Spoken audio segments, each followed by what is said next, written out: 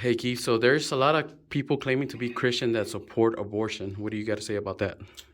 I say they need to get saved. I say they need to read the Bible. There is no one who has a relationship with God, who has an understanding of what God's word says, and can still be for abortion. And as Christians, we need to stop playing the game. We don't say they're pro-choice. We say you're for abortion. You're for ending the life of an innocent fetus.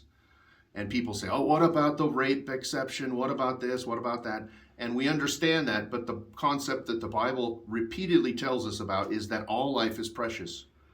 And if a baby is the result of bad circumstances, either through rape or incest, it's not the kid's fault. It's not the baby's fault that they were produced in that environment.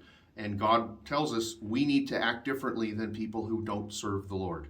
And so I don't believe you can be pro-abortion and call yourself a Christian. Unfortunately, a lot of people do.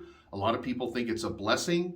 Lots of liberal Christians think that it's perfectly fine to end the life of a baby because it's going to be a hardship. It's going to be a burden. The nation of Israel supports abortion. And we see all throughout the Old Testament where God was telling them, you're going to be punished because that is wrong. You cannot sacrifice your babies to Moloch and say you're my people. And God tells us there will be no abortion in his land. His land will be just. When Christ returns, abortion will end.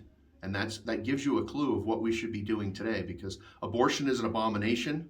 It's not anything that God will put up with, and you can't justify it by saying, well, it's a blessing because we're saving this young woman a life of hardship because she was not controlling herself and she was not living a chaste life. So the decision is the woman's, but it's back at the time when she decides if she wants to have sex or not when it's time to get rid of the baby. It's at that point the decision has already been made, and God says he will hold them accountable.